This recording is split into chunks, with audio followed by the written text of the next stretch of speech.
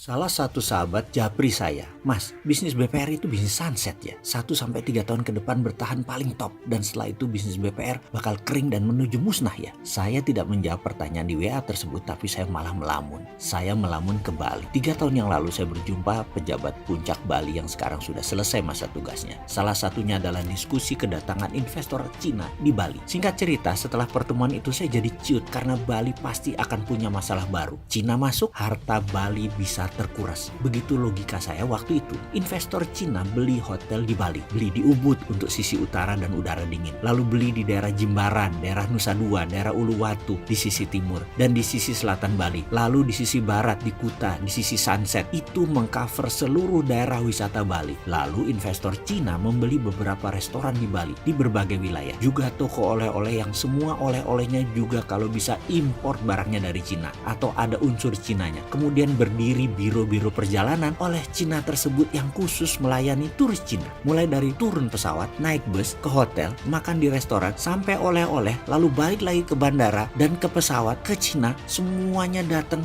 dari poin-poinnya adalah milik mereka sendiri, milik Cina. Mereka membayar pakai Alipay. Jadi sebenarnya duit tidak beredar keluar dari Cina. Hanya buat OPEX, Operation Expenditure di Bali saja uangnya keluar. Bayar gaji karyawan dan membeli bahan supplier hotel dan restoran saja. Tidak lebih 20% dari nilai turis tadi spending. Sisanya balik ke Cina lagi. Pintar ya Cina? Atau kita yang geblek? Kita perdalam khususnya Alipay yang muter balik uang ke Cina Tiongkok semuanya. Bagi Cina, Alipay adalah cara untuk uang tetap beredar di Cina. Walaupun warganya keluar dari Cina. Dan bagi pengusaha Cina, penting untuk membuat ekosistem uang Cina beredar tadi. Beli aset dari hulu ke hilir. Jadi Indonesia yang dipakai itu hanya kedapatan 20%. Indonesia dapat apa lagi? Ya dapat tai sama kencingnya orang Cina Tiongkok tadi. Dah itu doang. Alipay sekali lagi adalah alat bayar digital dan ini merupakan future transaction yang sudah hadir saat ini yang dipakai Cina sebagai kekuatan ekonominya. Alipay hadir bukan dari lembaga keuangan seperti bank atau BPR. Alipay lahir dari platform Alibaba, platform Niaga. GoPay juga bukan dari lembaga keuangan. GoPay lahir dari bisnis transportasi. T-Cash lahir dari Telkomsel, bukan lembaga keuangan. Jadi lembaga keuangan perbankan merupakan sunset industri. Kejam ya dunia